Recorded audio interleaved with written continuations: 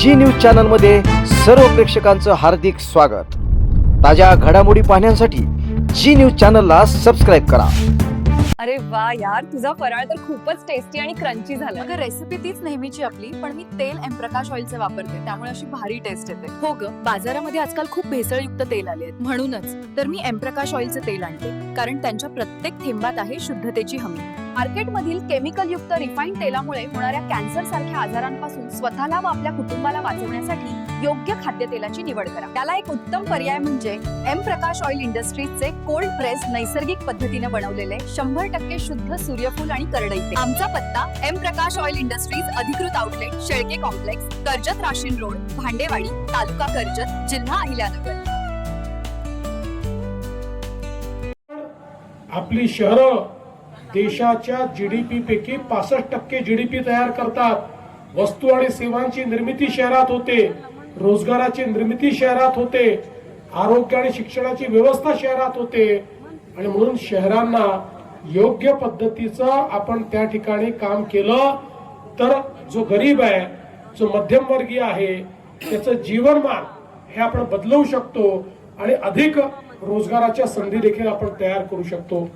आज आपण महाराष्ट्राचा विचार केला तर आपण बघा, महाराष्ट्रामध्ये 6.5 कोटी लोक 40,000 गावांमध्ये राहतात आणि तेवढेच 6.5 कोटी लोक जामखेड सारख्या 400 शहरांमध्ये राहतात। 40,000 गावं आणि 400 शहर, या 400 शहरांमध्ये आपण जर मूलभूत सोयी दिल्या तर अर्धा महाराष्ट्र त्याचं जीवनमान आपण हे उंच करू शकतो। आणि म्हणूनच मोदीजींनी पहिल्यांदा केंद्र सरकारच्या माध्यमातून शहरांकरता योजना तयार केली। स्मार्ट सिटीची योजना, अमृत सिटीची योजना, स्वच्छ भारत शहरी योजना, हर घर जल शहरी योजना, त्यासोबत प्रधानमंत्री आवास योजना शहरी योजना, अशा वेगवेगळ्या योजनांच्या माध्यमातून लाखो कोटी रुपये हे शहरांना देणं सुरू केलं। आज आपल्याला मला सांगताना आनंद वाटतो की मोदीजींच्या माध्यमातून किमान 50,000 कोटी रुपये महाराष्ट्राला शहरांच्या विकासाकरता या ठिकाणी प्राप्त झाले।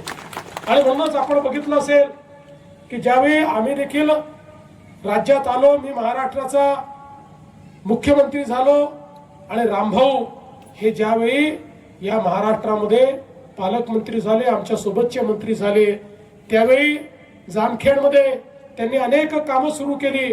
पिण्याच्या पाण्याची योजना असेल, गटारीची योजना असेल, अशा अनेक योजना त्यांनी सुरू केल्या। मध्यंतरी पुन्हा सरकार गेलं, त्या योजनांना ब्रेक लागला, पण आता काळजी करण्याचं कारण नाहीये। आता आपल्या जामखेडमध्ये या सगळ्या योजना आपल्याला पूर्ण करायच्या आहेत। याची 2 कारणं आहेत। पहिलं कारण हे आहे की मुख्यमंत्री म्हणून मी पूर्ण ताकदीने रामभाऊंच्या पाठीशी उभा आहे, आणि दुसरं कारण हे आहे की मी जर त्यांचं ऐकलं नाही तर ते विधान परिषदेत मला उभं करतील, कारण ते हेडमास्टर आहे आणि आम्ही विद्यार्थी आहोत। त्याच्यामुळे त्यांचं ऐकणं मला क्रमप्राप्तच आहे। त्यांनी सांगितलं तिथे पैसा टाकावाच लागेल, ते काम करावंच लागेल। त्यामुळे आता एक संधी आपल्याला मिळालेली आहे। आज पिण्याच्या पाण्याची योजना आपली जवळपास पूर्णत्वाला जाते, भुयारी गटाराची योजना काही भागात झाली आहे, उर्वरित भागात आपल्याला करायची आहे। या सगळ्या योजना करत असताना रस्त्यांची अवस्था वाईट झालेली आहे, ते रस्ते आपल्याला चांगले करायचे आहेत, त्या ठिकाणी कॉन्क्रीटचे रस्ते करायचे आहेत, आणि त्यासोबत या शहराला रिंग रोड देखील करायचा आहे। आणि आमच्या सुरेश धसांनी सांगितलं, कोण तो कासव गतीने काम करणारा कॉन्ट्रॅक्टर आहे, 2-2 फूट रोज करतो, त्यालाही मी शोधून काढतो, काळजी करू नका, त्यालाही चांगली फुटपट्टी लावतो आणि त्याला सांगतो कसं काम करायचं आहे। पण ही सगळी जी कामं आहेत, मी आजच तुम्हाला आश्वासन देतो, या ठिकाणी रामभाऊंनी ज्या ज्या मागण्या केलेल्या आहेत त्या मागण्या पूर्ण करण्याची जबाबदारी मी घेतो। या ठिकाणी त्याच्याकरता कुठेही निधी आपण कमी पडू देणार नाही। आज आपल्याला बघा, मोदीजींनी प्रधानमंत्री आवास योजनेत घरं दिली, रामभाऊंनी इथे घरांचं एक संकुल तयार केलं, पण आपल्या नंतरच्या काळात लक्षात आलं अनेक लोकांचं अतिक्रमण आहे, त्यामुळे त्यांना घरकुलाचा लाभच मिळत नाही। आणि म्हणून 2 महिन्यापूर्वी आपण निर्णय केला आणि त्याच्यात शासन निर्णय देखील काढला, आणि त्या शासन निर्णयाच्या माध्यमातून जे लोक बेघर आहेत किंवा झोपडपट्टीत राहतात असं ज्यांनी अतिक्रमण केलेलं आहे त्या सगळ्यांचं अतिक्रमण नियमित करून त्यांना मालकी हक्काचा पट्टा आपण देणार आहोत आणि कच्चं घर असेल तर पक्क घर बांधण्याकरता 2.5 लाख रुपयेही मोदी साहेबांच्या निधीतनं आपण त्यांना देणार आहोत. आणि रामभाऊनी सांगितलं आपल्याला एक मोठं गृहसंकुल बांधायचं आहे. रामभाऊ तुम्ही निर्णय करा की आपल्या जामखेडला बेघर मुक्त करायचा आहे. एकही जामखेडमध्ये बेघर राहणार नाही, प्रत्येकाला घर मिळेल. हा तुमचा निर्धार तुम्ही करा. तुमच्या निर्धाराच्या पाठीशी ताकदीनं उभं राहून हा तुमचा निर्धार आपण पूर्ण करून दाखवू हा विश्वास तुम्हाला देण्याकरता आज मी उभा आहे. खरं म्हणजे प्रांजलताईंचं भाषण मी ऐकत होतो. अतिशय चांगल्या पद्धतीनं त्यांनी स्पष्ट विचार या ठिकाणी मांडलेले आहेत. जरी अमित चिंतामणी हे नगरसेवक राहिले त्यांचा अनुभव आहे तरी देखील मी या ठिकाणी निश्चितपणे सांगू शकतो की अमित चिंतामणी यांच्या सावलीतल्या प्रांजलताई मला दिसत नाहीत. त्या स्वतंत्रपणे या ठिकाणी काम करू शकतील हे मला अतिशय स्पष्टपणे, कारण आता 30-35 वर्ष राजकारणात आहे.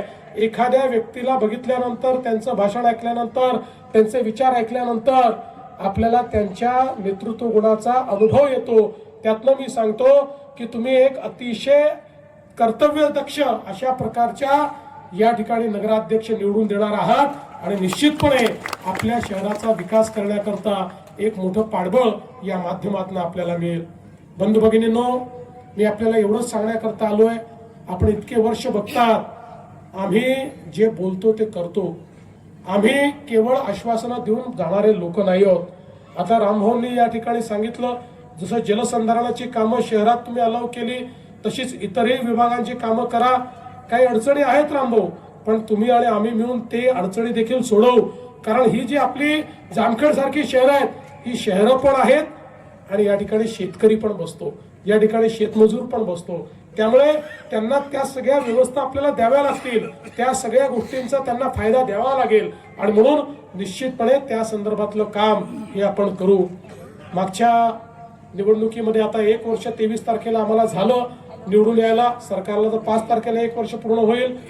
पण इतक्या मोठ्या प्रमाणात महाराष्ट्राच्या जनतेने आम्हाला निवडून दिलं न भूतो अशा पद्धतीनं महाराष्ट्राच्या जनतेने आम्हाला निवडून दिलं. आणि मग सरकार बनल्यानंतर काही लोक म्हणायला लागले की बघा या भाजपवाल्यांना आता इतक्या जागा मिळाल्या की आता हे लाडकी बहीण योजना बंद करतील. 1 वर्ष झालं लाडकी बहीण योजना चालूच आहे आणि सगळ्या लाडक्या बहिणींना सांगतो जोपर्यंत तुमचा देवाभाऊ मुख्यमंत्री आहे लाडकी बहीण योजना सुरूच राहील, ती योजना बंद होणार नाही. पण मी प्रांजलताई तुम्हाला सांगतो, तुम्हाला ही सगळी जनता निवडून देणार आहे. तुम्ही निवडून आल्यानंतर माझ्या लाडक्या बहिणींना केवळ लाडक्या बहिणी ठेवू नका, त्यांना लखपती दिदी बनवा. कारण आता आपण लखपती दिदीचा कार्यक्रम हातामध्ये घेतलेला आहे. मला सांगताना आनंद वाटतो, गेल्या 1.5 वर्षामध्ये 50 लाख लाडक्या बहिणींना आम्ही लखपती दिदी बनवून टाकलेला आहे. आता या वर्षी येतं जे वर्ष आहे त्यात 1 कोटी पर्यंत आमच्या लाडक्या बहिणी या लखपती दिदी होतील. लखपती दिदी म्हणजे काय तर सरकारच्या योजनांचा वापर करून ज्या बहिणी दरवर्षी वर्षाला 1 लाख रुपयापेक्षा जास्त कमावतात त्या लखपती दिदी आहेत. अशा 50 लाख लखपती दिदी तयार झाल्या. आता 1 कोटी आम्ही करणार आहोत. त्यामुळे तुमच्या नगरपालिकेच्या माध्यमातून तुम्हाला माझ्या या सगळ्या लाडक्या बहिणींना लखपती दिदी करायचं आहे आणि त्यांच्या माध्यमातून त्या ठिकाणी खऱ्या अर्थानं सामाजिक आर्थिक परिवर्तन आपल्याला घडवायचं आहे. आणि म्हणून बंधू भगिनींनो, मी फार लांबलचक भाषण देणार नाही. तुम्ही सुज्ञ लोक आहात, पण एक गोष्ट लक्षात ठेवा, आता हजारो कोटी रुपयाच्या योजना आमच्याकडे आहेत. त्या योजना तुमच्यापर्यंत पोहोचवायच्या आहेत. पण पोहोचवण्याचं उपकरण काय आहे? ते उपकरण नगरपालिका आहे, नगरपंचायती आहे, नगर परिषद आहेत. आणि मग हे जर उपकरण योग्य लोकांच्या हाती असेल, अशा लोकांच्या हाती असेल की जे मोदीजींच्या विचाराने चालतील, आम्ही सांगितलेल्या, रामभाऊनी सांगितलेल्या मार्गाने जे चालतील, ते जर त्या नगरपालिकेत असले तर दिलेला पैसा तुमच्यापर्यंत पोहोचेल. आणि इतर जर कोणी त्या ठिकाणी असलं तर कुठे मुरेल हे सांगता येत नाही. आणि एक लक्षात घ्या की आमचा एखादा नगरसेवक चुकला, आमच्या प्रांजलताई चुकल्या तर आम्हाला अधिकार आहे आम्ही त्यांना सांगू शकतो तुम्ही चुकलात, आम्ही त्यांचा कान धरू शकतो, आमचा अधिकार आहे.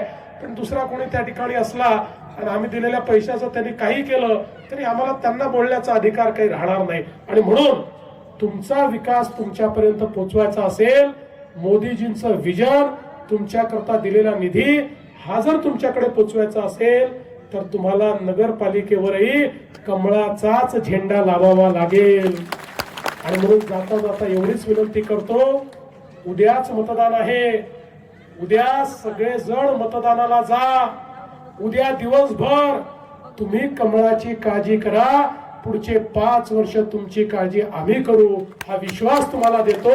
आणि माझं तुमच्या सण समारंभासाठी मोठे बँक्वेट हॉल, गार्डन लॉन्स, लग्न, वाढदिवस, इतर कार्यक्रमासाठी परिपूर्ण जागा, 400 लोकांकरिता हॉल व 2000 लोकांच्या क्षमतेचं लॉन, हे सगळं मिळेल एकाच ठिकाणी आमच्या लकी हॉटेलमध्ये. व्हेज की नॉन व्हेज, तुमच्या आवडीचा प्रत्येक स्वाद आमच्याकडे खास मेन्यू मध्ये. तोंडाला पाणी सुटेल असे स्टार्टर पासून ते स्वीट्स, सगळं काही एका ठिकाणी. आमच्या रूम्स म्हणजे तुमचं दुसरं घर. प्रशस्त जागा, स्वच्छ वातावरण आणि 24 तासांची सोय. इथे थांबलं की प्रवासाचा थकवा क्षणात नाहीसा होतो. आमचा पत्ता अहिल्यानगर, कर्जत, जिओ पेट्रोल पंप जवळ, राशीन रोड, तिरुपती नगर. ठेवणी कायमच्या होतात. ठिकाण योग्य असेल तर म्हणूनच आजच बुक करा आमचं लकी हॉटेल.